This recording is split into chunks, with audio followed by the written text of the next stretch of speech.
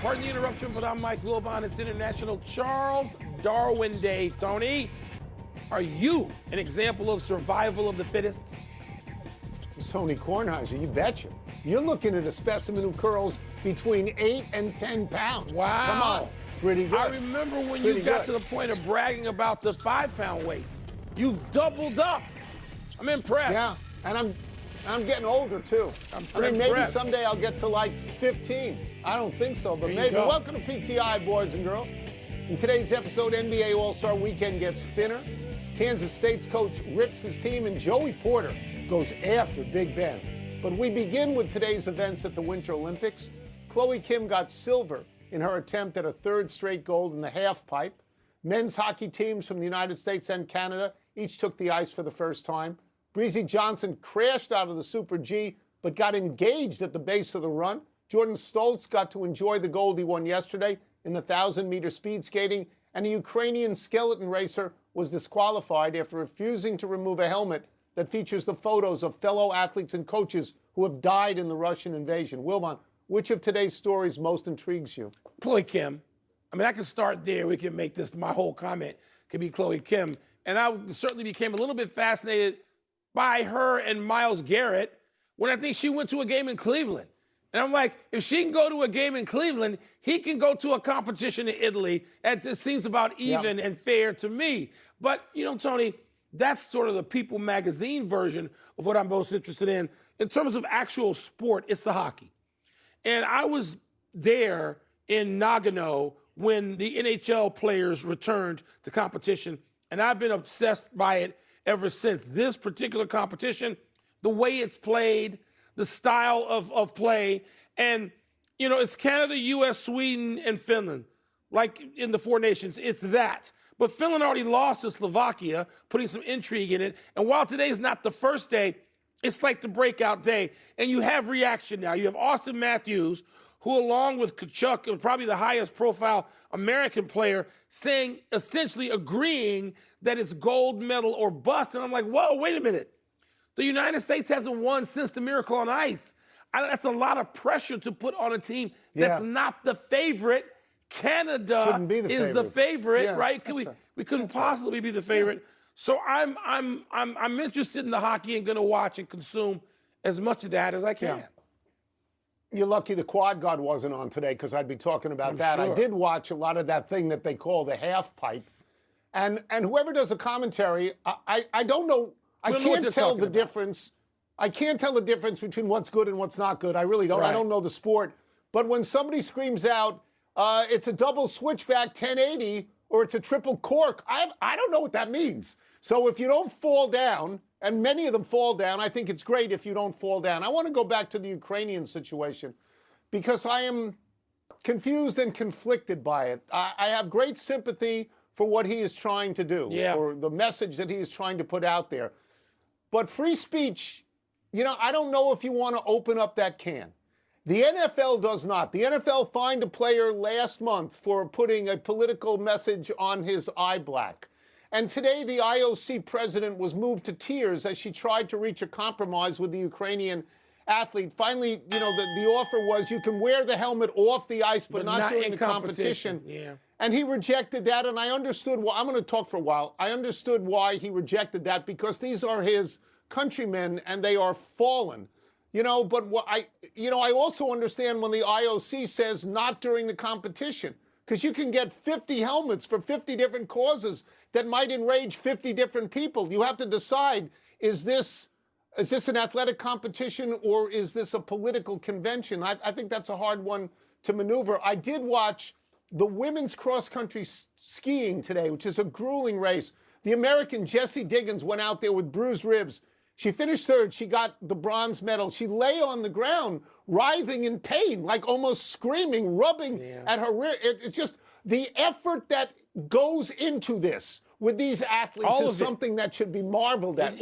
All of them. Courage. One of the Austrian women crosses the line and immediately throws up. You go, whoa. Well, anyway, all right, let's move to the upcoming All-Star weekend. Cooper Flagg will miss the Rising Stars game because of a foot injury. The Bucks officially ruled out Giannis from the All-Star game. Luka Doncic will not play tonight because of a hamstring injury, hopes to be able to make an appearance in Sunday's contest. Steph Curry out with an injury. Kevin Durant questioned how hard the Europeans would play in the All-Star game after being questioned about how hard the older American players would play in the All-Star game. Wilbon, is this game taking on a Pro Bowl-like direction? Tony, maybe. But I think the one major difference, and it would take years before we figure out whether this is true or not, ultimately in the Pro Bowl, the players didn't want to go anymore. It wasn't just the fear of injury, and there was legitimately that. Players said, I don't even want to go to Hawaii anymore. I don't want to go. Now, the NBA All-Star, they have not gotten to that point yet. Don't know if they will. But we've gotten to a point, Tony, where the weekend was used to be a joyous thing. I used to get as much joy out of going to cover NBA All-Star Weekend as anything on the sports calendar, Super Bowl, NBA Finals, World Series, Final Four included. And Tony, now, I want to be as far away as I can. And my reaction is the reaction of a lot of players. I talked to 2 NBA personnel today, and they're like, I'm not going anywhere near that. And Tony, you know what? The culture moves. Things don't always trend in a certain direction. We've gotten to that point with the NBA All-Star Game, which the commissioners had a bunch of chances to fix and make a spectacular product, and for his own reasons, won't or hasn't. And so here we are. Yeah, so I agree with a lot of that. It used to be very celebratory, and now it feels like a burden. Yeah. Players really don't want to play hard. They don't want to go through it. And the other part of that is that all it leads to is a lot of questions for the league and for the commissioner. And I'm going to use one of your words. This is what happened with the NFL and the Pro Bowl, which was, in your words, hocus pocus junk. It was nonsense. It was terrible. And so they dumped it. They dumped it, and I think they're better off for it. It may end up that the NBA has to do that as well. The NBA, the All-Star Game, it's a bad product. It's a bad product in every sport but baseball. It's great in baseball. It doesn't work anywhere else. And I understand it. I understand why they don't want to play. These are the greatest basketball players in the world. They have contracts. They don't want to get hurt. You can't just fix this by making it the United States against the world. Maybe not. Because there's no gold medal involved. It's an invented game. I just think it's a difficult sell at this point to the players, and everybody knows it's a difficult sell to the players, so it is to the public. I thought what Kevin Durant said was very interesting, where he said, what are you asking me? Why don't you go ask about the Europeans and how they do it? And he specified Doncic and Jokic, and he said they just lay on the ground and take shots. They don't care at all. The video was amazing. And the subtext of that was clear to me. The subtext was about race, and I think everybody understands it when they watch it. Last night in the NBA, to piggyback on what we said yesterday, last night in the NBA, Utah won a game. Jaren Jackson Jr., I believe, had 23 points in 22 minutes, and you wake up this morning to find out he's out for the rest of the year. How about he has a knee operation I was stunned to hear for the rest of the year. So what does that tell you? It says Utah, we don't want to win. We don't want to win. Not till next year. Maybe next year. Maybe. No. We're going to revisit this again because you raised something with Kevin Durant I hadn't thought of, except I would say to Kevin Durant, let me pile on your doorstep all of the video of the old heads, as he calls them, all the American old heads not playing worth a damn either. And I got video of that. I got video of all of them not playing. Equal opportunity. But nobody wants to play in it. Raise a fascinating Nobody wants point, to play in it. They don't. And now to the harangue from Jerome Tang. The Kansas State coach let his team have it after losing by 29 at home to Cincinnati last night. Tony, this was embarrassing. These dudes do not deserve to wear this uniform. There will be very few of them in it next year. It means something to wear a K-State uniform. It means something to put on this purple, man. Everything this university is about and all that it's been about, why I love this place, man. Like they don't love this place, so they don't deserve to be here. What did you make of the student section with paper bags in the net? So yeah, I'd wear a paper bag too if I was them. Thanks a lot, fellas. God bless. Whoa, Tony, isn't this too tough on a college team? Well, let's review for a second. Let's go to the bomber quotes. These dudes do not deserve to wear this uniform. There will be very few of them in it next year. They don't love this place, so they don't deserve to be here. Can I ask the relevant question? Who recruited these people? Didn't Tang recruit these people? Not his first year. Because he's been there. He's in his 4th season. Yeah. So he didn't inherit any of these people. So if mistakes are made, errors of judgment, they are his errors of judgment. I'm not saying he's a bad coach. I was told he won 26 games in his first year and made the Elite Eight. He may have inherited some players on that team, but the team he's got now, he clearly hates. Look, this is college basketball right now with, NIL and with the transfer And portal. straight up salaries. Coaches make a lot of money. Players make a lot of money. Everybody's a pro. Nobody's sweating out a chem final anymore, Wilbon. Nobody's caring about that. So if you want to get rid of this guy Tang, you got to pay him an $18.5 million buyout. It's probably cheaper to get rid of the players. Probably cheap. Tony, here's the deal.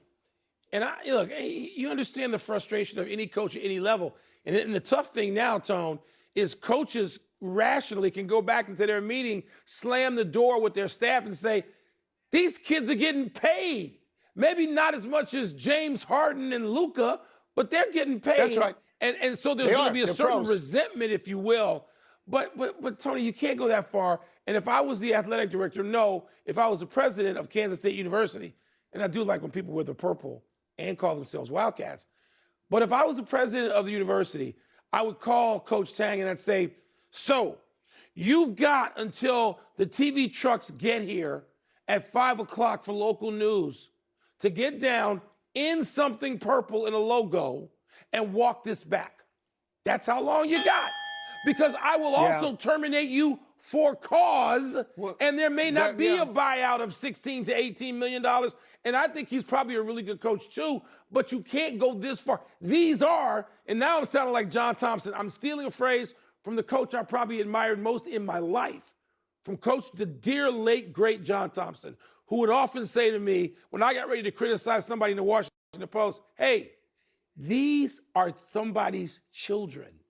They still are, whether they get a paycheck or not. So Tang has to remember that, or he might have to go.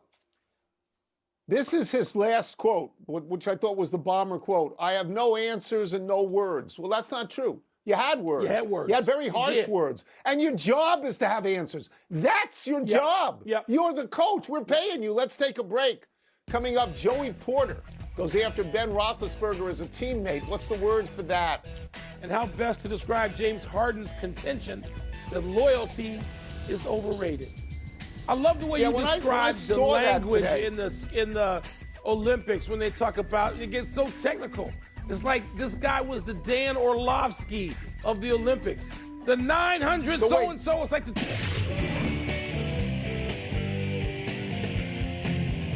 Time for a little wordplay with Wilbon. What's first? The criticisms that Joey Porter has of Ben Roethlisberger are blank. My word is seismic. You do not hear this from teammate to teammate. I mean, Porter is a guy who was the captain of the team, right? He was the captain of the team at one point, and he was a Pro Bowl player at one point. He's a worthy guy. He actually said of Roethlisberger, quote, he's not a good teammate. Is he a good person? No. He said this on a podcast, probably answering what Roethlisberger said on his own podcast months before about their coach, Mike Tomlin, who Porter is still very close with. Roethlisberger was the first one, I think, to come out and say maybe it's time for a change of scene. So he's obviously still angry. Porter said he respected and rooted for Roethlisberger when he was the quarterback, but about his captain skills, he said he had no captain quality. One other quote stands out, Mike. The blank that he did is foul of all foul. This is a teammate. How do you think the plans for that reunion are going in Pittsburgh? Yeah, I won't mention any other championship teams that have those similar things going on. I'll just say my word is intramural. And Tony, it is that because you're dealing with like half the modern history of the Steelers here. I mean, you're not going back to Lynn Swann and Franco Harris, but you're dealing with Cowher and Tomlin and James Harrison and Cam Hayward and everybody, of course, Porter and Roethlisberger, and everybody's got a podcast, and everybody seems to just sort of rip somebody or defend somebody on their podcast. You are the podcast ringmaster in my life, so I defer to you on this. I know how to do it. Intramural, because it's like, I don't know that outside there has any resonance. You know what I mean? Outside Steeler Nation, I don't know that it matters. I just thought it was a bomber quote. Maybe not in the Tang quality, but close. What's next? James Harden is blank when he says loyalty is overrated. Self-serving.